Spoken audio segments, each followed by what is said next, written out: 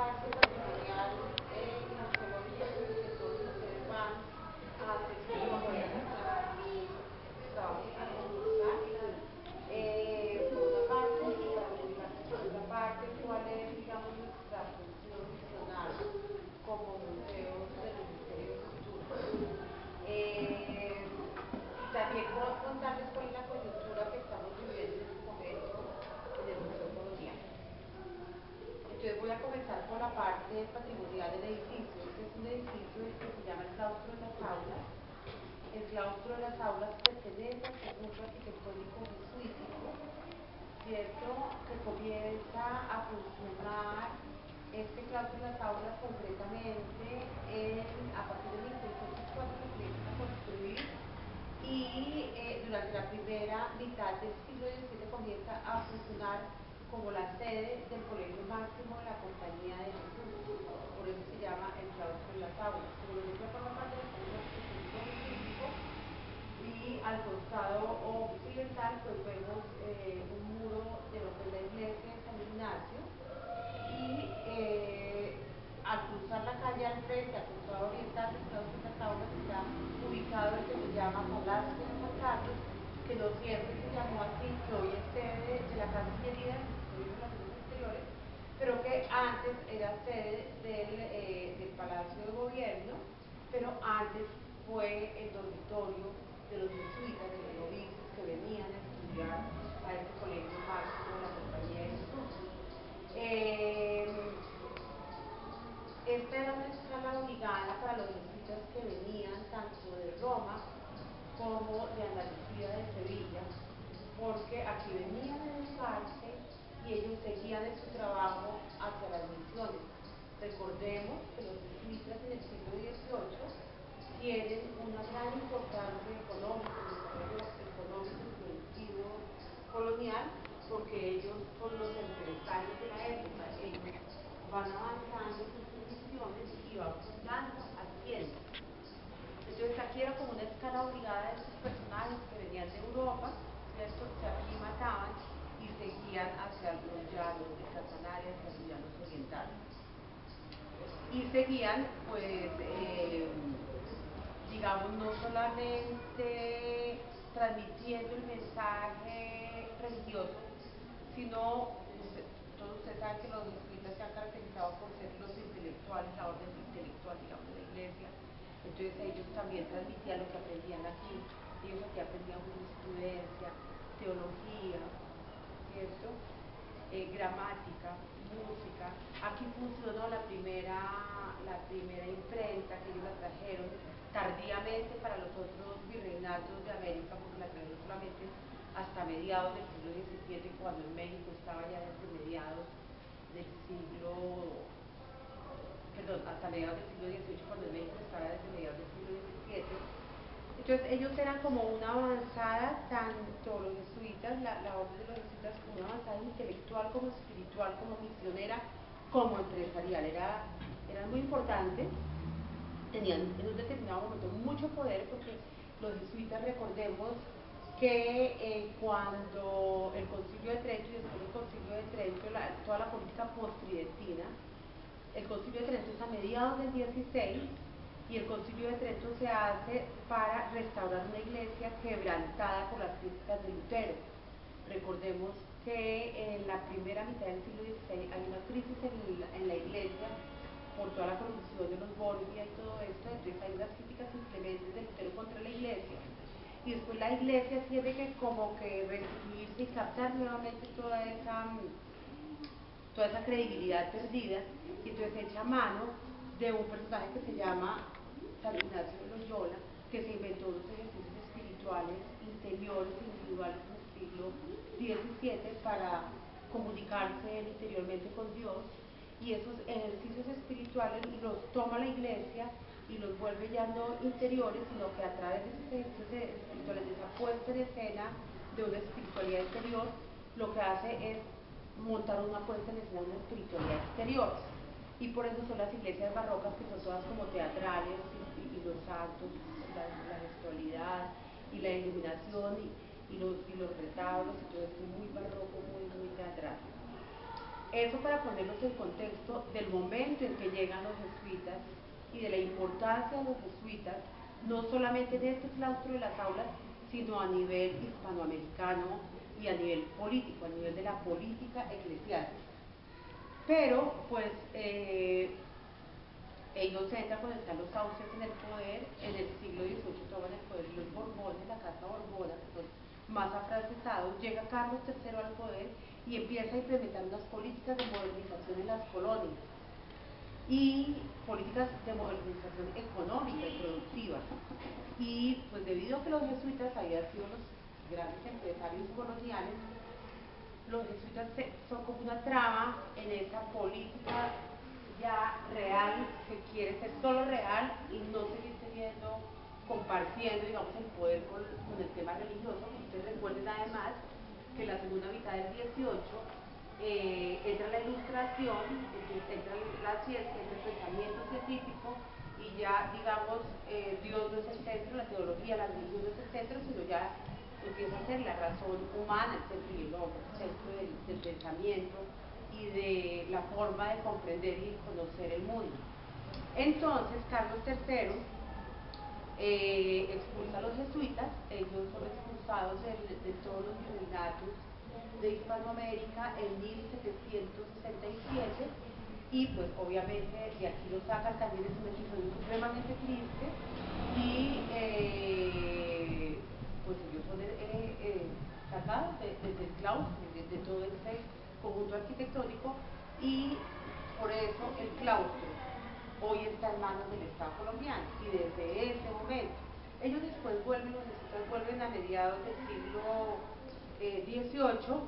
El gobierno les devuelve la administración de la iglesia está, digamos, en manos, administrativamente hablando, en manos de los jesuitas, porque no hay escrituras ni hay documentos que den fe que salvo una carta de un arzobispo en el momento, en donde consta que fue, digamos, devuelta a los jesuitas. Pero entonces desde ese momento, ¿cierto? Y durante todo el siglo XIX, el claustro de las aulas van a ser propiedad estatal. Y por eso el claustro de las aulas durante el siglo XIX se vuelve un lugar muy importante. Aquí tenemos la capilla de indios, donde suceden eventos muy importantes en Colombia. En la política colombiana es como el salón de actos más importante que hay en el siglo XIX en la República, la recién formada República de Colombia. Ese salón de actos era antes el salón de grados de la Universidad Javeriana, porque cuando termina de funcionar el Colegio Máximo de la Compañía de Jesús a comienzos del siglo XVIII en esta casa, se funda, empieza a funcionar después, se cierra el Colegio Máximo y empieza a funcionar lo que se llama la Universidad Javeriana. La Universidad Javeriana se llama Universidad Javeriana por San Francisco Javier, que es uno de los jesuitas, compañeros de San Ignacio de Loyola, y presidente de fundación de la orden de los jesuitas. Este salón es importantísimo porque ahí se sesiona el primer Congreso de la República, ahí juzgan a Nariño, cuando lo encarcelan y demás. Ahí, digamos, se estrena el himno nacional de Colombia, que compone este Finchi a finales del siglo XIX. Ahí enjuician a los asesinos de Rafael Uribe a comienzos del siglo XX. O sea, es como el sitio más importante de la capital de la República. Después de eso funciona la Biblioteca Nacional de Colombia en este lugar, ¿cierto? Dicen que Nariño preso ayudó a organizar e inventariar los libros de la Biblioteca de los Jesuitas, que hoy es uno de los fondos de la Biblioteca Nacional de Colombia. También empieza a funcionar el Museo de Historia Natural, que es como la semilla del museo, de lo que va a ser más adelante el Museo Nacional de Colombia. Como ustedes ven, es un lugar supremamente importante dentro de la historia de nuestro país. Y se los digo para significarles el lugar que van a trabajar, porque creo que si conocen como esa profundidad histórica que tiene este espacio, pues van a disfrutar más el ejercicio, va a tener un poco más de sentido. O sea, no es cualquier espacio que están trabajando, es un espacio bien importante para la historia política y cultural del país, también religiosa, porque en esta capilla de indios, olvidaba decirle, lo que primero sucede es la evangelización de los indígenas. Usted sabe, los jesuitas, como eran tan intelectuales, que se preocupaban a donde llegara, fuera a América o a Asia, en la China, de aprender el lenguaje de los otros para traducir y hacer catecismos para convencer al otro y de lo que creían ellos que era la verdadera fe y la verdadera religión. Entonces, bueno, eso a grandes rasgos es como el dibujo y el concepto que yo les puedo hacer así rápidamente de este espacio. Este museo también funciona allí con el claustro, con la casa de los párrocos, pero creo que solo vamos a dar cuenta en el ejercicio que ustedes van a hacer para concursar de hacer un render en 3D sobre esta casa de las aulas, y cobra más importancia, y ahora pues paso al tema de la coyuntura del presente, porque este museo se va a cerrar este año, en el segundo semestre, porque vamos a restaurar no solamente el edificio, que ya es un edificio que tiene casi cerca de 400 años y necesita un reforzamiento estructural, sino que vamos a renovar las salas. Y las vamos a renovar de una manera integral, de una manera orgánica. ¿Eso quiere decir? Que desde que hace 12 años asumió la dirección de este museo y de Santa Clara, hemos pensado, pues no solo yo, digo ahora plural, porque soy yo y los colegas historiadores de la generación a la que yo pertenezco, hemos pensado en renovar la forma en que se cuenta la memoria de lo colonial en Colombia. Este museo fue fundado en 1942 bajo la presidencia de Eduardo Santos, siendo ministro de Educación Germán Arciniega. En ese entonces el museo no pertenecía al Ministerio de Cultura, sino que pertenecía al Ministerio de Educación. Entonces, ¿qué pasa? Que la élite bogotana, aristocrática bogotana, que son, pues encabezada empezando por los Santos, ¿cierto?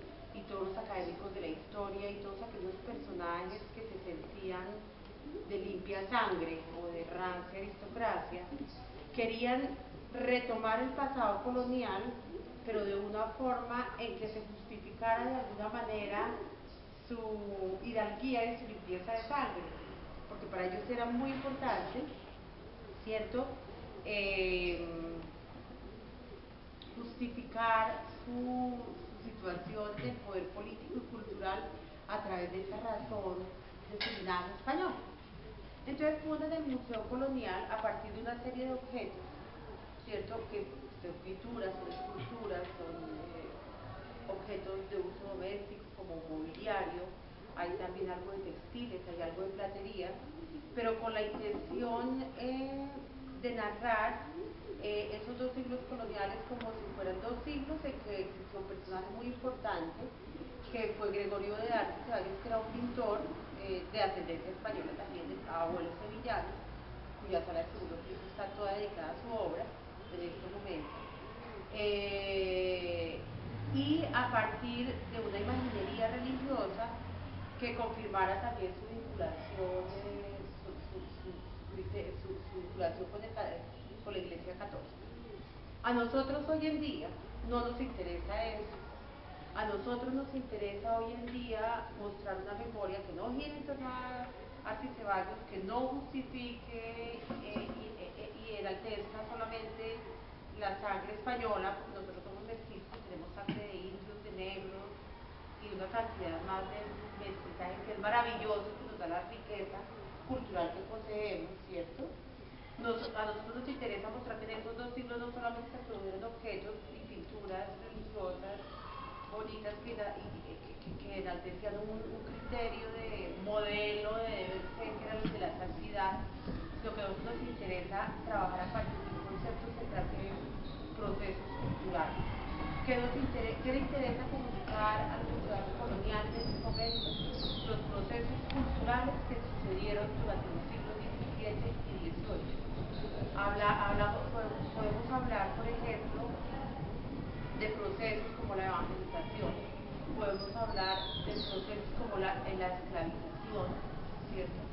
Podemos hablar de procesos como la de administración de división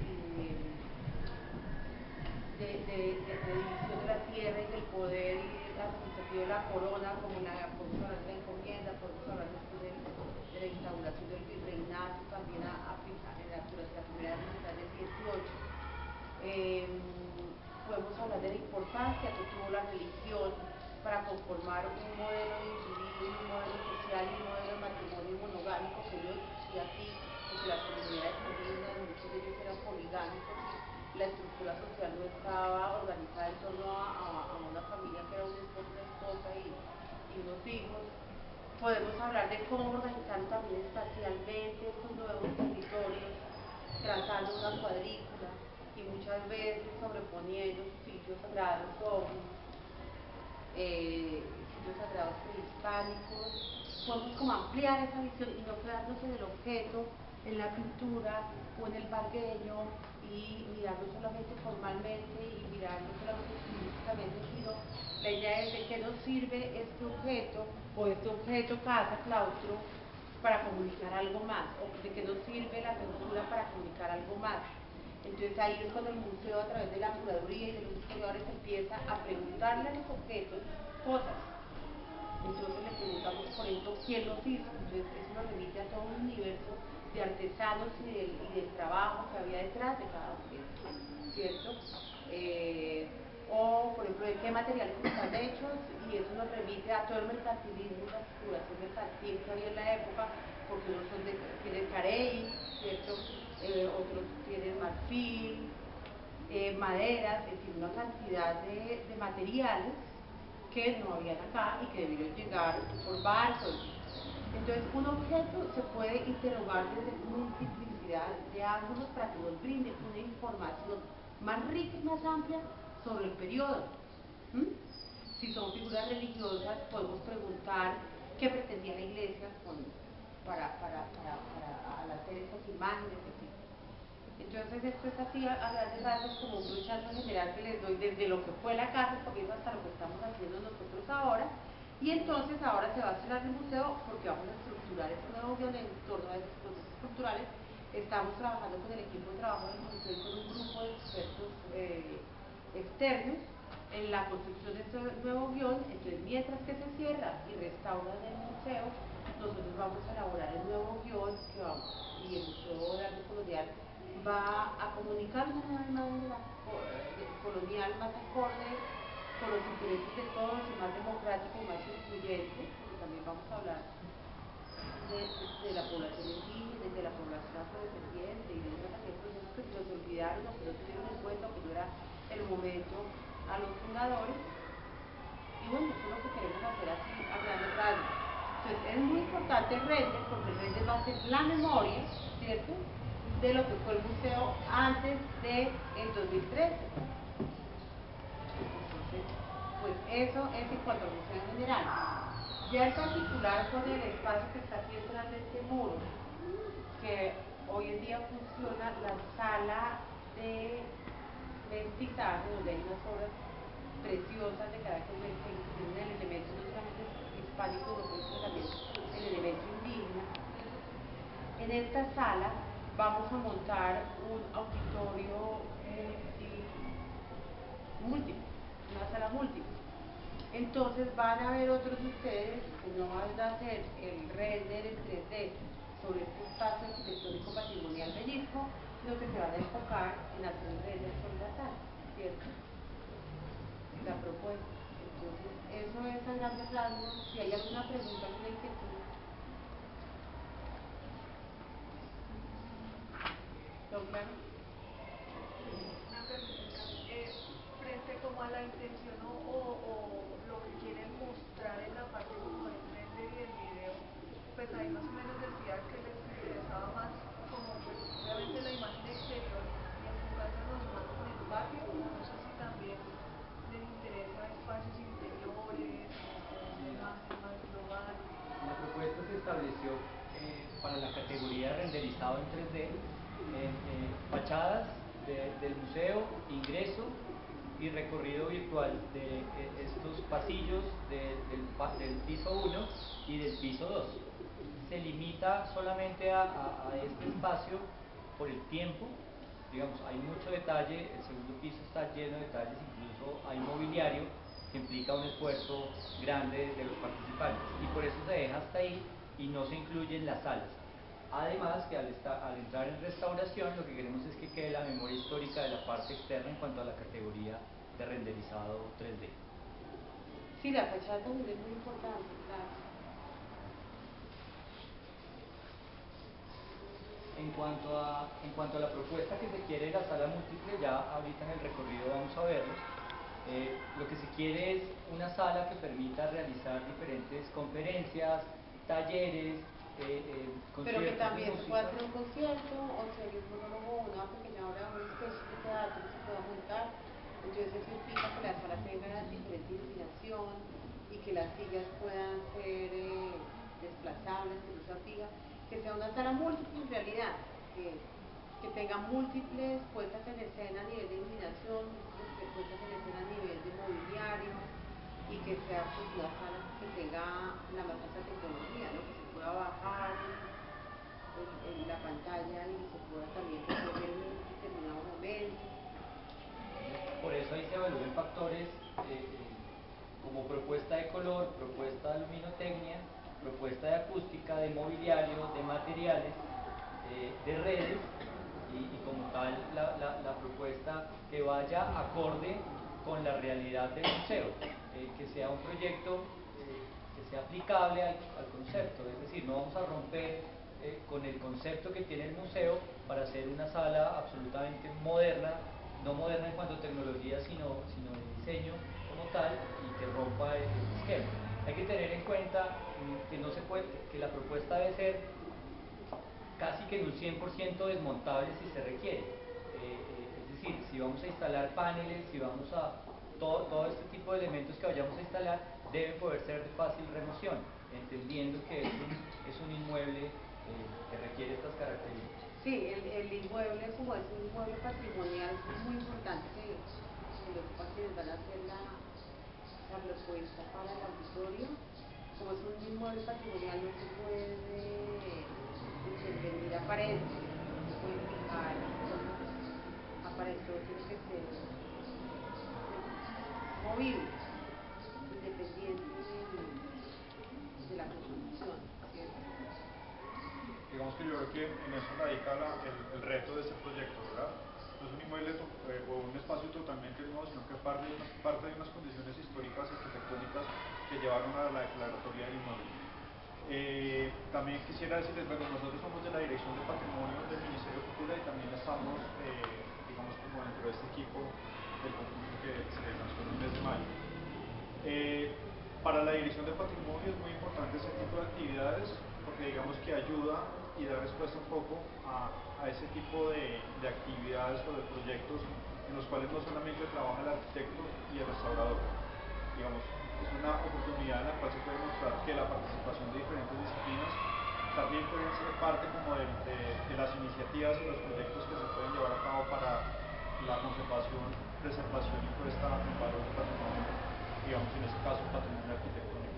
Aquí hay dos condiciones muy importantes, una que el inmueble goza de una declaratoria propia, creo que el inmueble tiene una declaratoria del año 1995 y que también está dentro de un sector antiguo, que es el Centro Histórico de la Candelaria, que por su cuenta también tiene una declaratoria independiente. Entonces digamos que esos son dos factores muy importantes.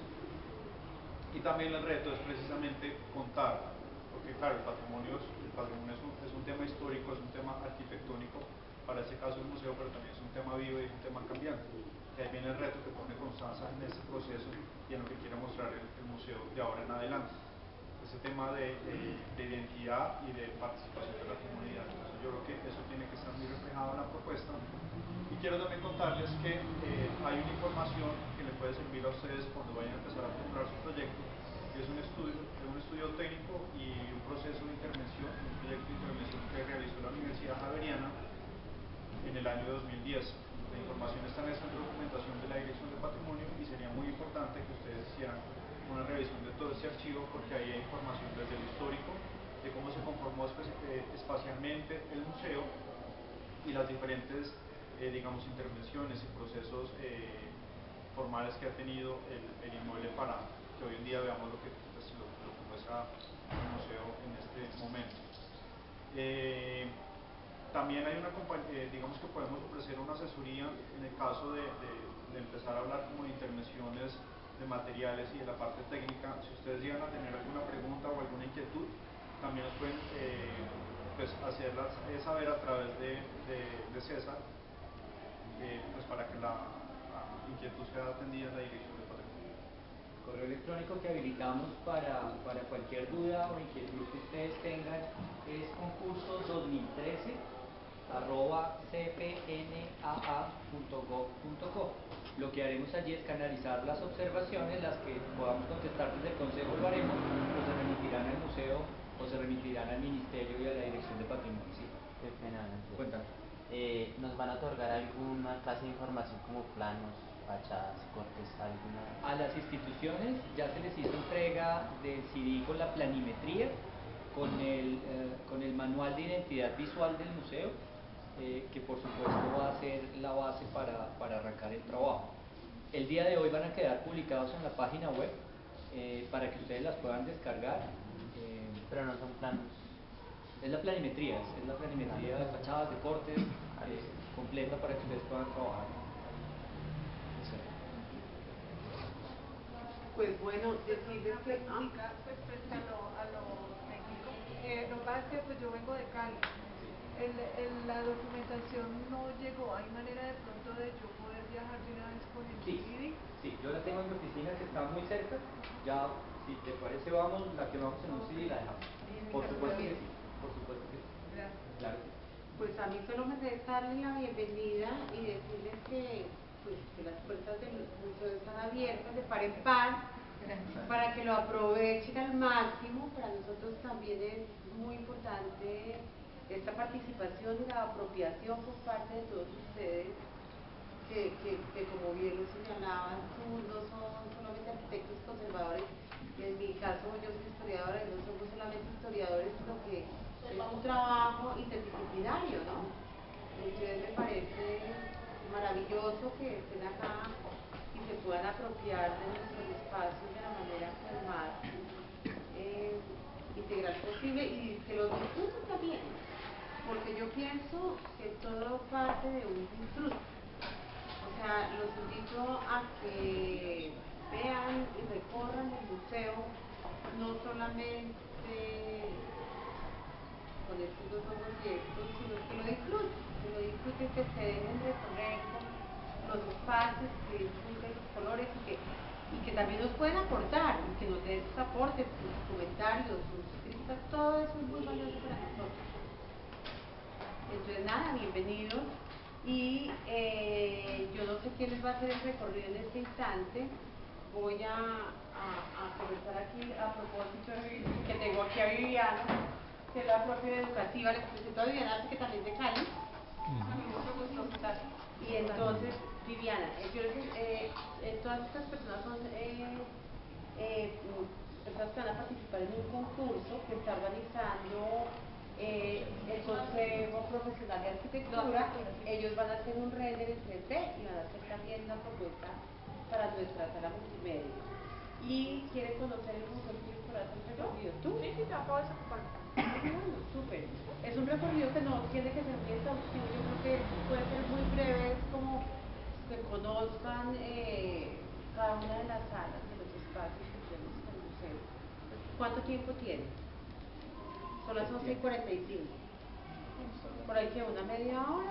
Sí, pues bolas entonces. Vale. Si quieren entonces dejamos los maletines acá. Antes de entrar a la sala. Vale. Y dos cositas. Con esta explicación lo valioso es que se entienda por qué el Consejo se une con el Ministerio de Cultura y con el museo a hacer este tipo de proyectos. Recordemos, y no sobra decirlo, que uno de los deberes que se encuentran en el Código de Ética para el ejercicio de la arquitectura y de las profesiones auxiliares es velar por la conservación del patrimonio cultural e histórico de nuestro país. Entonces aquí es donde encaja perfectamente este proyecto. Nos han hecho varias observaciones en cuanto al premio que va a tener este concurso. Desde el Consejo lo que se ha determinado es que este tipo de concursos lo que busca es un reconocimiento de los trabajos que se hagan, más allá del premio o de la retribución que se haga. es un reconocimiento oficial que hace el Consejo, que al ser entidad del gobierno, pues generará una acta debidamente establecida, y que la idea es que a los muchachos que participen les pueda servir en su hoja de vida, porque con seguridad lo que le estamos apuntando es que se convierta en un concurso insignia dentro de las profesiones auxiliares. Eso no quiere decir que seguramente cuando hagamos la premiación tengamos algún reconocimiento adicional de algún patrocinador que vamos a tener en el evento ARCA 2013, al cual ustedes ya han tenido información, pero lo que buscamos es un reconocimiento institucional del gobierno colombiano a través del Consejo Profesional de esta serie de trabajo. Y finalmente, para los que no se hayan registrado, les recomiendo, acá tenemos una hojita en la entrada para que hagan su registro, porque es importante y valioso saber de qué instituciones vienen y que podamos contar con esta información. Entonces creo que ya podemos pasar al recorrido, y cualquier duda vamos a estar, nos acompañan José Alexander del Ministerio, y yo también voy a estar. Bueno, pues bienvenidos al Museo Colonial. Como la idea es que básicamente conozcan los espacios, ¿cierto? No voy a hacer, digamos, la visita normal que se haría con un público viniendo a visitar el museo. Esta sala, la idea es que quede sin estas columnas. Estas columnas fueron puestas ya a fines del 19, cuando fue sede de la Biblioteca Nacional. Entonces, en la parte superior del museo estaba como la bodega de los libros, ¿cierto? La reserva de libros, y por eso se ubicaron unas columnas para soportar el peso de los libros. Entonces, como va a haber un reforzamiento estructural, la idea es que estas columnas desaparezcan y quede entonces toda esta sala junto con la que sigue, que será la sala de exposiciones temporales, ¿sí? Entonces es como una especie de... En este momento tenemos una exposición de la clausura del museo, que es pinturas de la colección del convento de Santa Inés de Montepulciano, que es un convento femenino de clausura. Es decir, que las monjas están enclaustradas, no pueden salir, lo mismo sus cuadros, ¿cierto? Y por eso, digamos, es una colección inédita, es la primera vez que se está exhibiendo esas imágenes, porque siempre han estado al interior del convento, ¿sí? Entonces, piensen en estas salas, en estas columnas, y como un lugar que va a ser constantemente cambiando de exposición. La idea es que por lo menos se hagan dos exposiciones temporales al año como mínimo. Entonces sería este espacio y esto de acá, por eso le digo que es como una área. Y esa sería las exposiciones temporales. Y sacaría los... No, esa es otra. Esta sería, esta no es el auditorio, ¿sí? Esta es la sala de exposición temporal.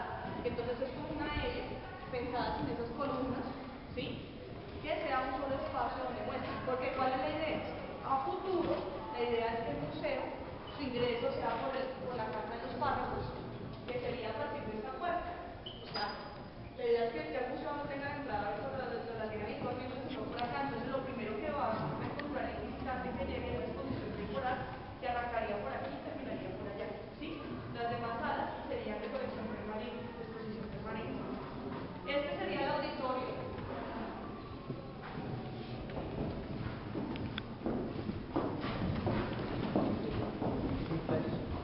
Sin flash.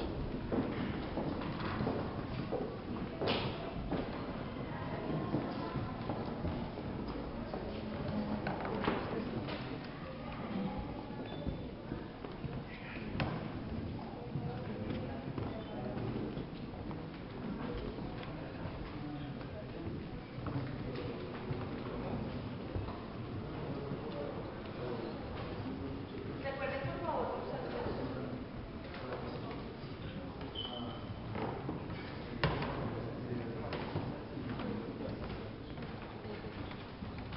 si quieren vamos un poquito para que todos participen.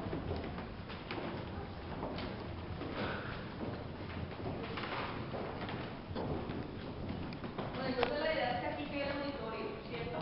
Entonces que tenga pues su pantalla para proyectar, buen sonido, buena acústica, porque aquí realizamos usualmente conciertos, conferencias y talleres para adultos. Entonces la idea es que, digamos, este espacio pueda ser albergue de todo tipo de eventos, ¿cierto? O sea, que pueda ser desde un concierto, que usualmente son conciertos corales, pero también hay conciertos barrocos que implican pues distintos instrumentos, como que también pueda servir para dictar conferencias, ¿cierto? O sea, que tenga el video y la pantalla, el sonido, etcétera, y también que podamos hacer los talleres para adultos, que usualmente son una especie de clase. paleografía, de latín, de escuela de guías, donde pues el público ya necesita ubicarse en una tienda, también un lugar donde pueda utilizar la diapositiva y demás. Entonces piensen en el auditorio como unas múltiples funciones que tendrá el lugar. En este momento tenemos aquí la exhibición de la sala mestizaje, donde tratamos de mostrar cómo los procesos de evangelización tuvieron un sincretismo, ¿cierto? Es decir, no fue plano ni se copió y se pegó la evangelización americana, sino que aquí llega, se reestructura y va a tener unas particularidades que se caracterizan primero por una resistencia indígena y luego por ir modificando las imágenes religiosas con un fenotipo más americano. Entonces hay imágenes indígenas, de vírgenes mestizas, ¿cierto? O santos propios que se construyen en América durante el periodo colonial. ¿Hasta aquí tienen preguntas? Bueno, vamos por acá.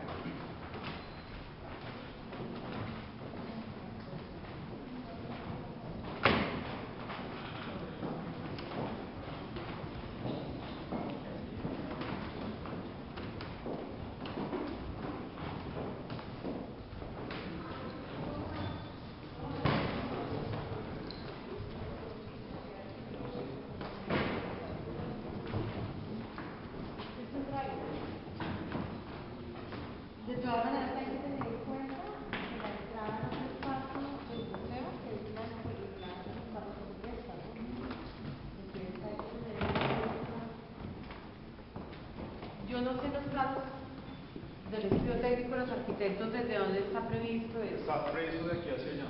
¿Sí? Hay que tener en cuenta precisamente lo que tú estás diciendo. Aquí hay un espacio de recorrido, de si nosotros, aunque este muro no es original, no lo podríamos eliminar para dejar solo un espacio, porque aquí entraría a partir de esta circulación, y tampoco generar un muro más allá porque sería formar una L y no un recorrido o un acceso directo hacia la parte sur del museo. También hay que tener en cuenta que hacia el lado de allá Hay más espacio. Hay más espacio porque hay una vitrina que esa vitrina se quitaría. Sí. Sí. Entonces aquí hay que tener en cuenta este acceso, hacia allá no había entradas, hacia el corredor, por esa pared. Sí, ya hay una, pero que da hacia lo que está detrás del bastidor. Que sería como Venga, les muestro por fuera que se comprende mejor esto desde afuera. Esto empezaría aquí evidentemente porque la puerta nos marca ahí y iría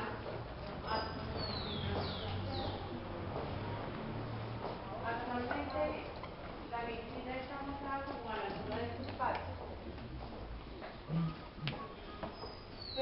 Porque aquí hay una zona de reserva de la colección, pero esta zona de reserva estaría disponible para el auditorio. Como para equipos técnicos de la... Ahora, ¿La puerta se conservaría? detrás de ese espacio va a haber una zona de circulación por acá, porque este es un espacio vacío que comunica este patio de adelante con el patio posterior.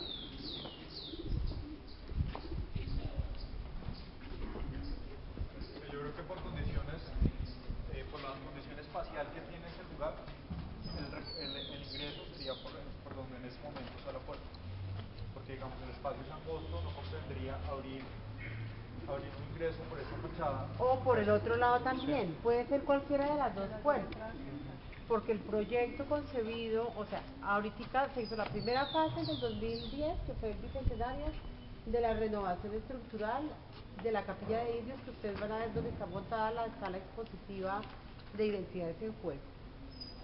En esta segunda fase se va a restaurar este claustro en las aulas, pero hay una tercera fase de renovación del Museo Colonial en la que está contemplada la demolición de la casa de los párrocos, que es una casa que no es patrimonial, y la construcción allí de un gran edificio, o no grande, un edificio mediano, que albergue las reservas, albergue las zonas de museografía y de restauración y de conservación, las oficinas, la biblioteca, ¿cierto?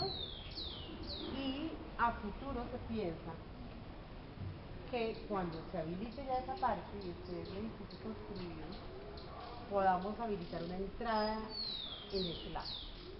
Entonces, la entrada puede ser o por el norte o por el sur. Por cualquiera de estas dos grandes puertas que ustedes tienen ahí al frente de esta sala. Estamos ¿Quieren hablando ver de esta puerta grande, de esta, de la primera. ¿Quieren ver el espacio por el otro lado? Venga, venga. Esta zona es parte también del museo, debería conservarse, debería no tenerse en cuenta. Realmente uno ve que aquí hubo una construcción. Pero esto ustedes, esta parte ustedes no la tienen que trabajar para las salas en el espacio interior. No, pero pensando en la parte del acceso, que es la parte de la inquietud, es que por dónde puede acceder. Pues cada uno porque No, pero por aquí no. No, por acá de ninguna manera, porque de todas maneras hacia este costado occidental del espacio del auditorio, este va a estar, digamos, toda la parte del escenario, ¿no? Y nunca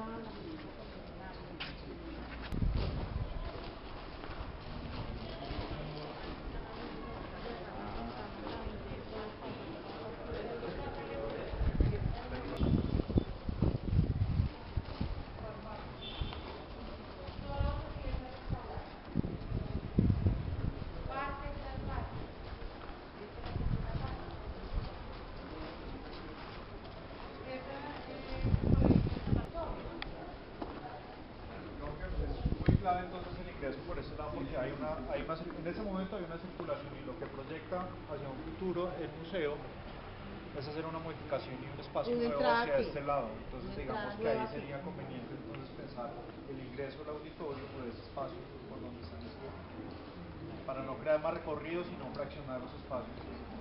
Ya que uno también podría pensar otra cosa, de que haya una circulación casi años.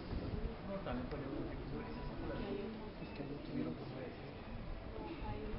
Eso ya es como bajo criterio de ustedes. Digo pero, yo, no. Pero yo creo que deben tener muy en cuenta lo que quiere el museo, lo que está manejando el museo y cómo va a ser ese museo del futuro, ¿no?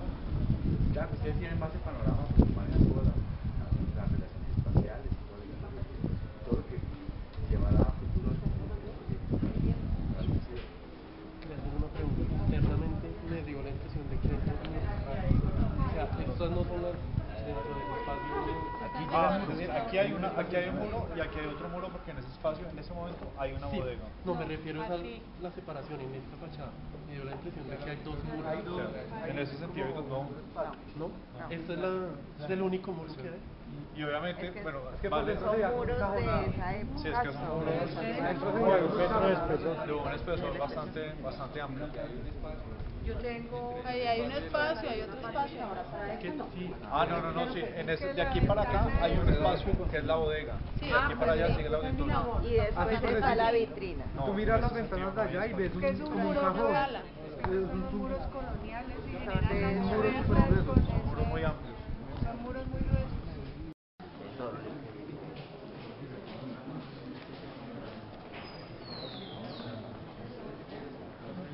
Les contaba que se llama la sala de identidades de juego, que está ubicado en este espacio que es la iglesia de Indios, cuya estructura arquitectónica fue reforzada, reestructurada en el 2010 con motivo del bicentenario y digamos que es la primera fase de la renovación estructural y museográfica del Museo de Arte Colonial.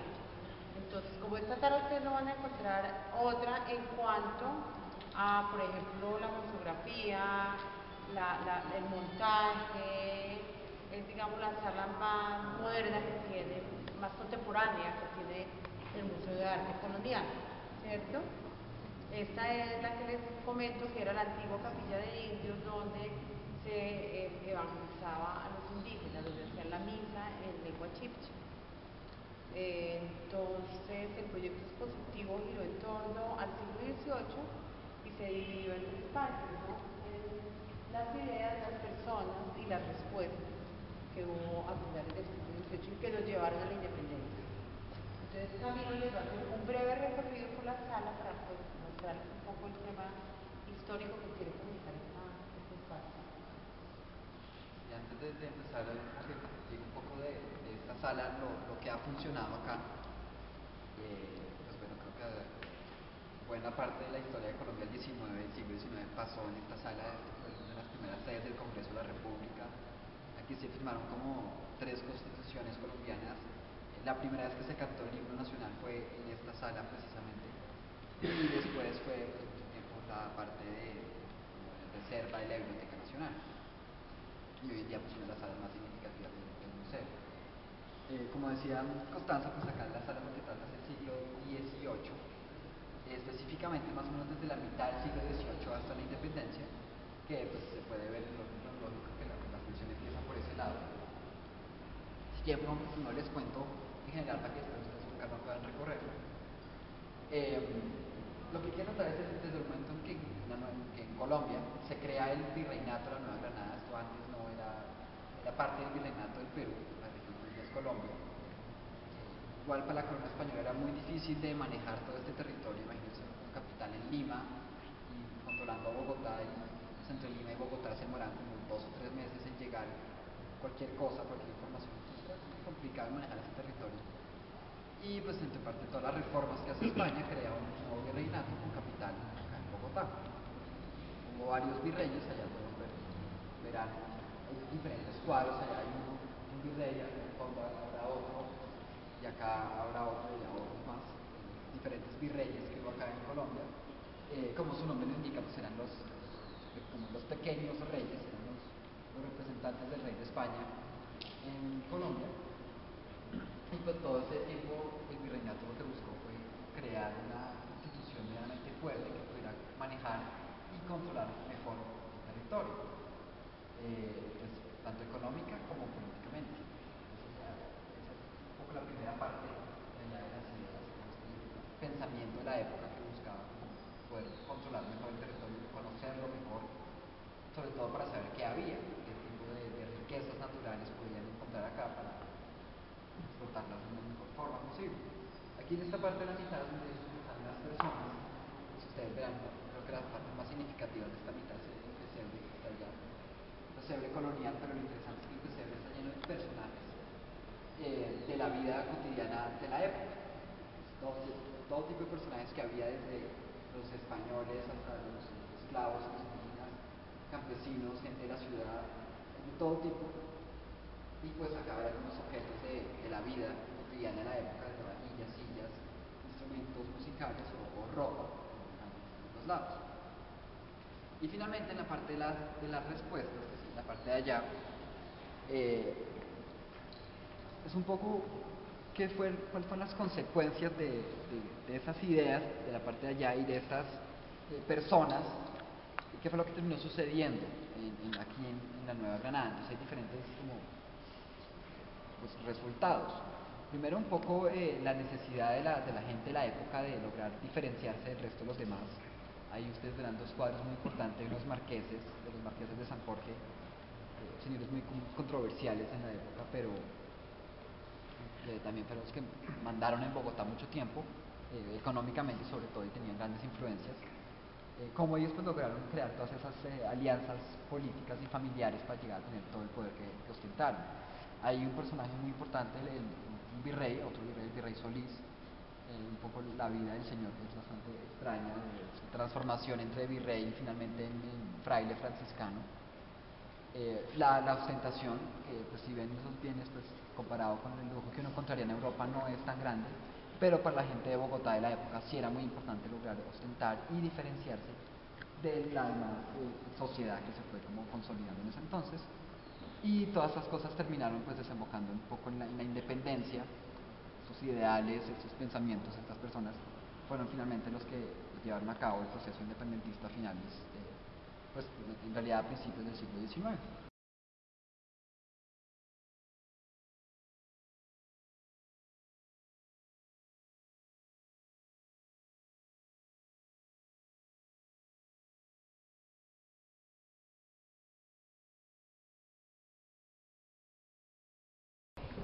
Y lo que pretendíamos aquí era, a partir de la colección de Gregorio Valls, el pintor que yo les contaba, alrededor del cual se construyó la memoria de lo colonial en Colombia en la década de los 40 en este país por los fundadores del museo, era a partir de la obra de él pues, dar cuenta de lo que significaba pintar en la época colonial, ¿no? Porque no es igual un pintor contemporáneo de arte contemporáneo colombiano que un pintor colonial, ¿cierto?, neogranadino. ¿Por qué? Porque primero el concepto de arte no existía, ellos no existían artistas. Por eso muchas veces ni filmaban las obras. Segundo, una pintura no la producía el artista con el nombre para venderla y para su gloria y fama, sino que era una obra que generalmente le encargaba a alguien, era una obra de carácter devocional, ¿cierto? Que le encargaba a alguien y le encargaba a un pintor que era un dueño de un taller, y ese pintor pues tenía más pintores auxiliares o aprendices, ¿cierto?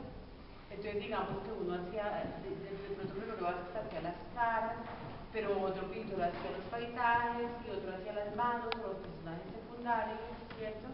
Entonces era el oficio de pintar en el periodo colonial era muy diferente, el oficio y el concepto mismo de la pintura, de la obra, era muy diferente al que manejamos actualmente, y eso fue lo que quisimos, digamos, pues, comunicar en este espacio. Ahí hay un retrato posiblemente como era Gregorio Vázquez, que es sacado entre otras de una pintura que les voy a mostrar más adelante, que también está relacionada con la escultura que está en el primer piso. Pero todo ese retrato y esa identidad de ese personaje está basada en un equívoco.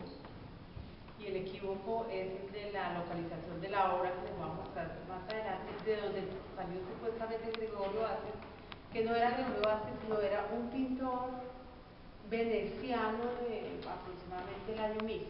Ahora se los muestro allí adelante.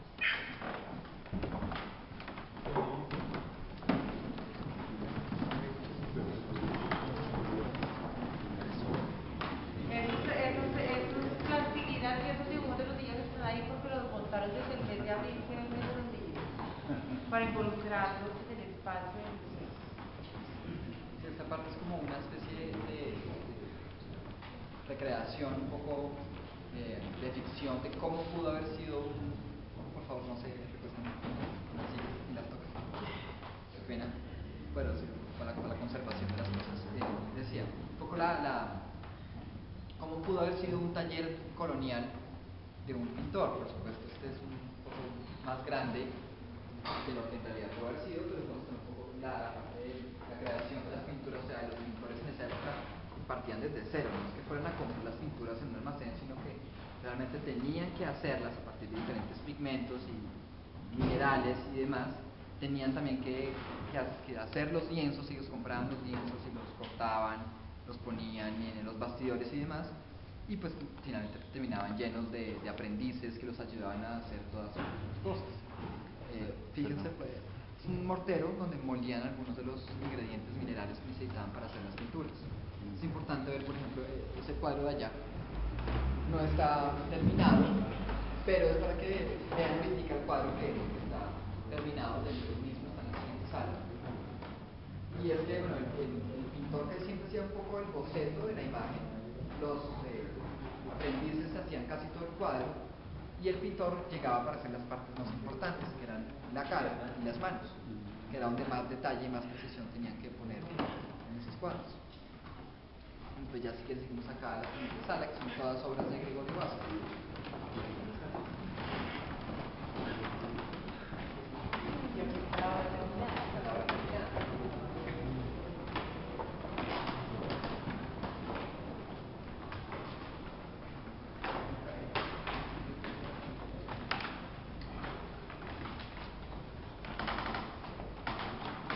Esta parte se dedicó al dibujo, a mostrar cómo hay unos dibujos que están atribuidos a Gregorio Vázquez, de los cuales posiblemente el pintor pretendió la pintura que iba a realizar después. No, esos dibujos le sirvieron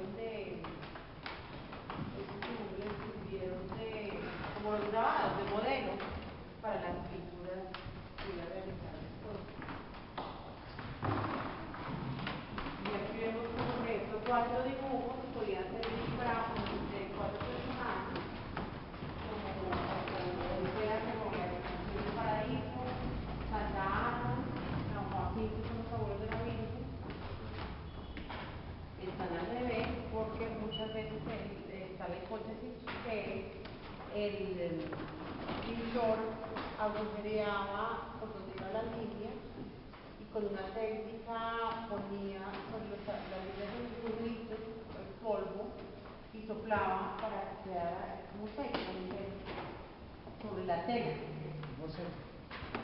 Como este es un concepto, pero este concepto lo utiliza después como un sello. Es que si lo miras está al revés. Están invertidos, lo que está a la derecha está a la izquierda y viceversa. En esta vitrina pues, están los materiales que usamos y todo. Está la aceite de linaza, la aceite de tierra,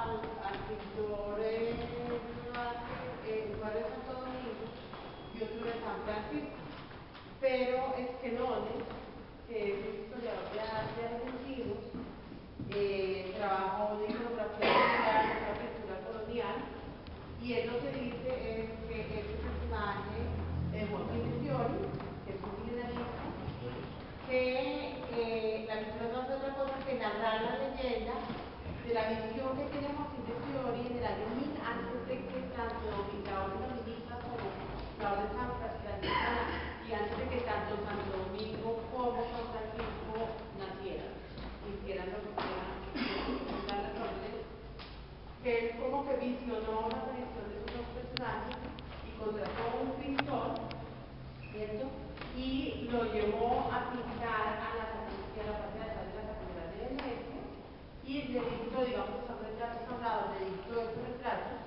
Entonces este es el momento en que el pintor veneciano le entrega los retratos hablados a Joaquín de Fiori y resulta que son Santo Domingo y San Francisco antes de que Santo Domingo y San Francisco hubieran nacido, yo lo repito, es milenarista, como que se visiona lo que viene en el futuro, ¿no? Porque le quiero que un personaje supremamente importante, pero lo más importante de esta obra, además de conocer la leyenda que narra y la ubicación que se merece, no en Bogotá, como se lo yo por mucho tiempo, es que el modelo del pintor de este cuadro influenció la imagen que los bogotanos durante mucho tiempo en Santa Fe se hicieron del pintor Gregorio Batista de Trabajo. Por eso el retrato que ustedes encuentran a la entrada de este que personaje y la escultura que estaba en bronce, que pertenece al Banco de la República y que por muchos años estuvo ubicada ya en la plazoleta frente a la biblioteca de San Arango, que se llamaba la plazoleta Gregorio Vázquez, que lo hicieron a partir de este modelo de este equipo. Esta obra y esa pertenecían al convento de Santo Domingo, que fue demolido durante la misma década en que se construyó este museo curiosamente. Fue mandado a poner por el ministro Germán Arciniega porque estaba en muy mal estado constructivo. Lo que fue iglesia y convento y todo se vino abajo. Levantaron el horrendo edificio de Murillo Toro, donde funciona el Ministerio de Comunicaciones actualmente, dentro de un mal entendido proceso de modernización de la ciudad. Entonces estas obras también, el personaje central aquí es Santo Domingo. Se ve que en un signo de humildad se tira de su cuna noble al piso. Esta obra es muy importante porque esta obra por mucho tiempo estos tres rostros estuvieron tapados, solo uno se veía. Es el símbolo de la Trinidad, pero por mucho tiempo, vuelvo y repito, pues estuvo cubierto las dos caras laterales porque la iglesia consideraba que era herético y algunos tratadistas de la pintura también consideraban que podían confundir la devoción de la gente.